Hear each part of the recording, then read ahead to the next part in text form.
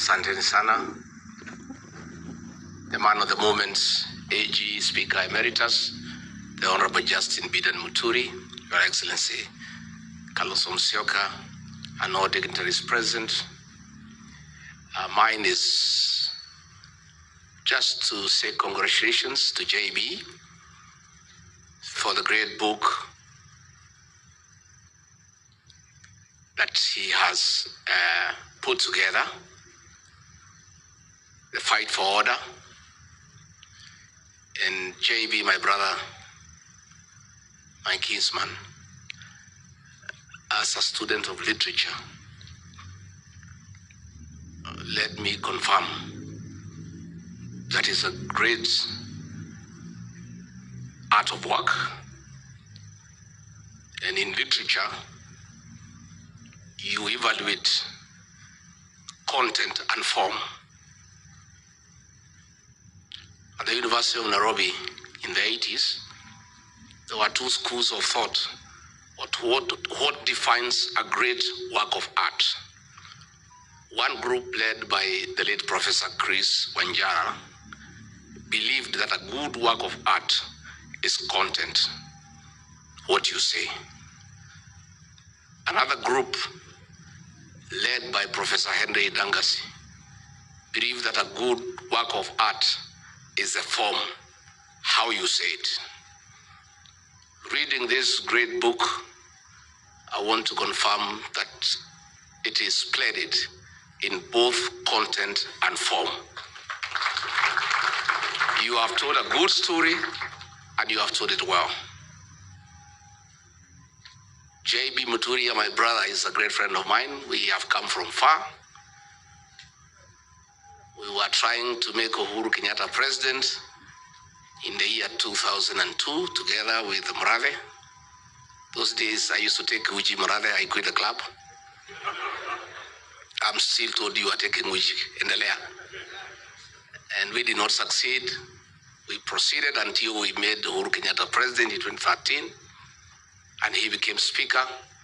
I joined him as a member of parliament in the 12th parliament, and we've been very close.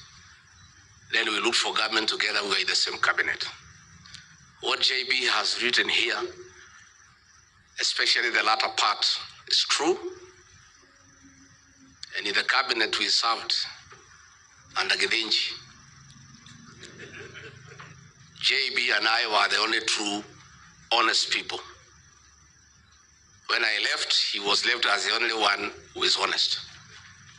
When he left, there's nobody in that cabinet who is truthful. The rest are flower girls and yes sir. And this is a good story, and these stories must be told. I'll be telling mine, but not now, I'm too busy. I have some work to do. But I'll be doing a good work on the route of betrayal as we go on. It's good to tell this story because JB tried to bring order to government like he had brought in parliament. And JB was a good speaker. Despite the fact that he came from TNA, he never became a youth winger for Uhuru Kenyatta. JB and Kenneth Marede were two great speakers. It's unfortunate the speaker we have today is a youth winger. You find him in empowerment forums giving people maharagwe. And for that, JB, we salute you. You created order in parliament. You tried to create order in government and you got in trouble like myself. That's why we are out with you in the trenches. Because you tried to create order. Let me confirm to the people of Kenya, the JB Muturi as Attorney General saved this country billions of shillings by refusing to sign shady deals that were laced with conflict of interest and state capture. I remember when one day he was in Dubai and William Ruto called me very annoyed and very angry and full of abuse, abusing JB Muturi in all manner of abuses. Wewe Rigathi, tafuta hiyo mtu yako ya bere, hiyo mjinga. Bure kabisa hiyo mtu. Hii sanamu mlitoa wapi mliletea mimi? As Attorney General. Tell him, nitafuta ye kazi. I'm telling him to do things he cannot do. Tafuta ye, si mtu ya kabila yako. Huyu Ruto anasema hataki ukabila. Tafuta ye and tell him to sign those things. Hey, I called JB. Hey, AG, where? Boss is burning. He's all over. Kwani umefanya nini? What have you done, my brother? You are in trouble. He said I was coming. I'm at the airport, and the boss has called me. I met some business people there and signed a contract on the runway. And I said I can't. I need to look at the document, give it to people at the chambers, interrogate, and advise government whether it's in order or not. I cannot sign. So I called the president. I said, no. Boss, what you're asking JB to do is wrong. He's on transit, and he's being given documents by people he doesn't even know to put his signature as Attorney General that it is right. And he stood his ground. He was trying to call government to order. I remember one day we were in Naivasha for a conference for cabinet secretaries and principal secretaries. And William Ruto called me to his room again and abused me and my community because of JB Muturi. Hii mtu yako ya bere, bure. Ebu muite hapo mwambie hiyo vitu nimwambie afanye. And he should not tell me anything. I'm the president. I am not a lawyer, but I'm the president. What I want must be done in this country. Can you look for him and you get back here uniambie? So nikatafuta JB, nikaita yeye kwa room yangu. JB, again wewe, you have robbed my boss the wrong way. What's the problem? JB said he is asking me to sign a deal to buy land with the funds from the Settlement Trust Fund, SFT, for putting up an industrial park. This fund, by law, you can only buy land to settle squatters, to settle Kenyans who are landless. You cannot use it to buy land for any other purpose. I cannot do it as Attorney General. Please tell him I will not do it. So I went back to him, I said, it cannot be done. And he has explained to me, and I agree 100%. So when JB Muturi says we need to call the country to order, he has lived those words. And he was my soulmate in cabinet, because he was only the truthful person who is fearless. One day, when they are in cabinet committees, the president had tasked his tribesmen there in cabinet to keep him informed on the deliberations in cabinet committee by text. So if the direction a debate is taking is not going his way, especially in issues he is conflicted, he would send you a text and tell you how to take the conversation. So JB looked for me and we agreed what to do. Himself and myself, we will leave our phones away so Ruto cannot reach us. By the time he has been told what he wanted is not going the right way, to a petition. And he has told you, I would say, I rose finance bill, everybody. Oh, Mkubwa Muturi, I said, boss, this thing cannot be accepted by the people of Kenya, and we'll have an egg on our face. Kenyans will not take this finance bill. He took me to task. I said, no. I told the Secretary to Cabinet, Masi Wajau, put it on record for posterity. I have said, no, it will not work. So when it did not work, we went to Cabinet. I wanted to revisit the matter. I said, boss, can we go back to what I had said after the agencies brought a problem? The worst, of course, is when JB's child was abducted by the National Intelligence Service. And he called me, William Ruto was out of town, and said, Deputy President, my son has been abducted. I'm talking to everybody, they are taking me in circles. This is not acceptable. And for your information, if your child is missing and is suspected to be the hands of the police or security agencies, you go to court and file what you call a habeas corpus compelling the Attorney General to produce the person, dead or alive. So JB Muturi asked me, as Justin Muturi, if I file a habeas corpus against the Attorney General of the Republic of Kenya, whom will it be served upon? So I called Kindiki, Mr. Esa, he took me in circles. He was in Interior. I could see he's lying. He knows, but pretending he doesn't know. I called Nurdin Haji, he took me in circles. I called Mohammed Amin, director of CID, he took me in circles. I called Japheth Kome, he was the IG, he was talking to me in Kemeru. And they were all taking me in circles. And I called William Ruto, he was out of town. I said, Mr. President, Your Excellency, we have a problem in our hands. The son of your Attorney General has been abducted. He sits in the National Security Council. He is here with me asking why anybody would abduct his son. And he sits in the National Security Council. He is a principal legal advisor to the government. If anybody had a problem with his son, it's just asking me, can your son turn up here? I say, this is not right. Wewe Rigiji wacha fitina bana. Wewe umenisumbua kila siku unanipigia simu fitina. Abducted by who? In which country? Wewe bana usinisumbue. Usilete mimi fitina. He's put on the phone. So I told JB, go and face him. He knows where your son is. I've listened to him, I know him. And JB took my advice and I alerted him. I told him I will alert you when he arrives. The minute I was told he is 10 minutes away, the choppers were alerting, I said, be at the gate. He went and faced him head on as a man. And JB Pongezi, that's the way to be a man.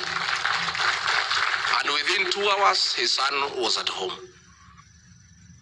This is what we need for this country. Most people are cowards. JB, you didn't want to waste time inviting CSS. They cannot come here. They are cowards. They don't want to be associated with you because of what you say and what you speak. Let me say finally, JB is a good man. He was my boss in Parliament as Speaker. I was a first-time MP. 5 years down the line, I became his boss as Deputy President. He respected me in my new position. All the other MPs we came with from Parliament had nothing but disrespect and disdain for my new position. But this man here said, God has given you this opportunity, we must respect authority. So we developed a very tight relationship. And I had to pay him back one day in kind. And it's good I tell you. After the Gen Z protests, the cabinet was dissolved. And William Ruto was struggling on what to do, bring Raila and his people in, this, that, and we let him do what he wanted to do without too much argument. And he announced the first batch, and out of the positions I had negotiated for my counties where I come from, he did not appoint anybody from Embu. And I asked him why. He said, let's wait, kiddo. So, in the next appointment, the final one, he called me and Musalia so that we flank him to announce the last batch of cabinet.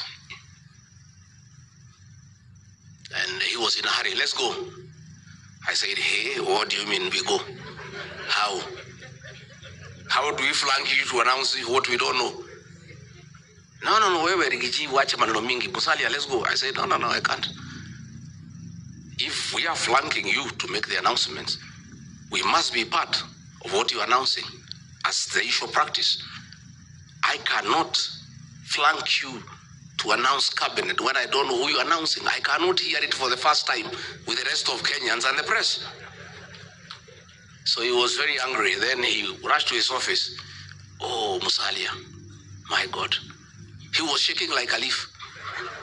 Oh, mommy, how can you challenge the president? How? Please, this is not right.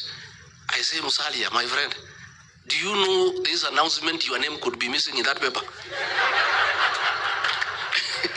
The only person person who is safe is myself because I'm elected. So mimi hata nakusaidia. So he went and brought the list and threw it at me. I looked at it and found that JB had been dropped from Embu and he had put somebody else. And then I asked him, who is this?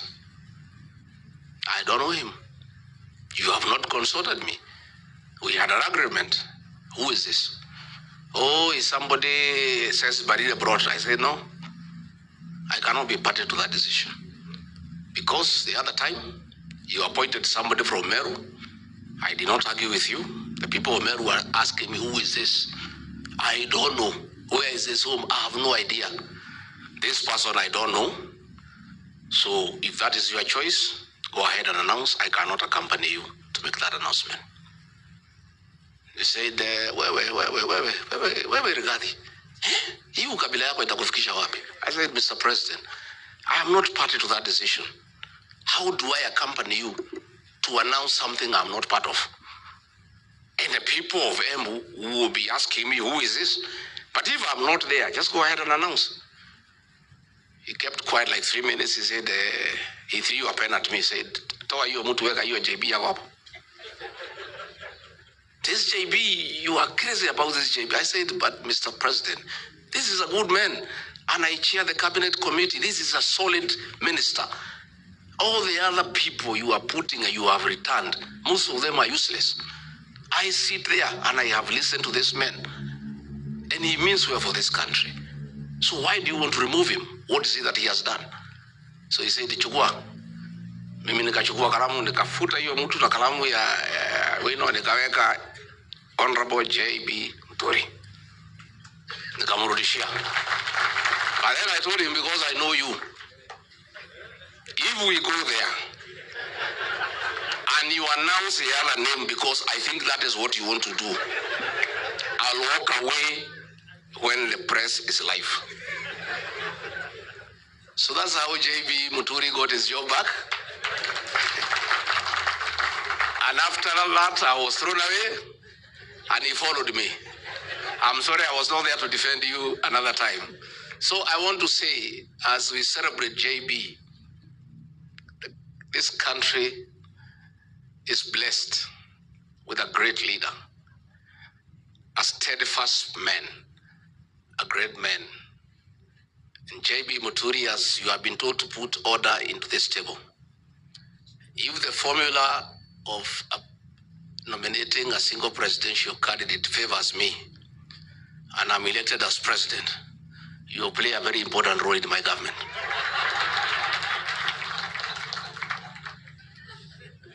And for having been kind to me, when you asked me to step down my candidate with Senator Lene Kivuti, our senior elder, you know, in our community, we have seniority of elders.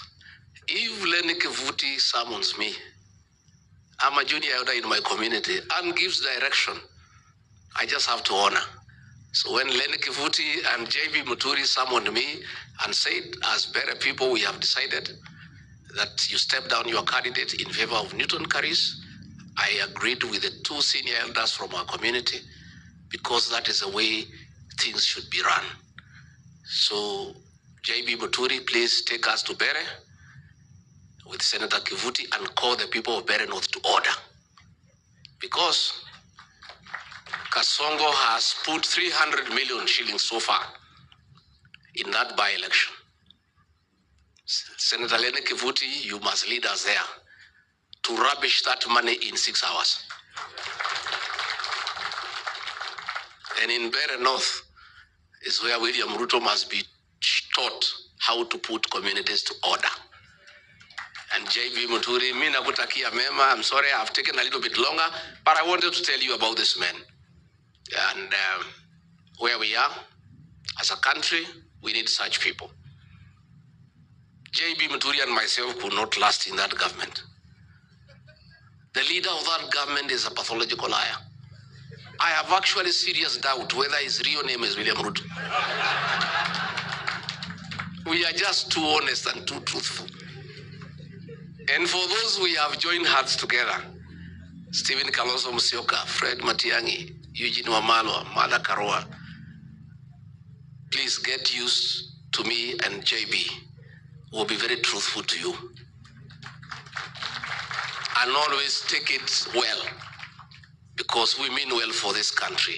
And for you to help this country, you must be truthful, not only to yourself, but to the people of Kenya.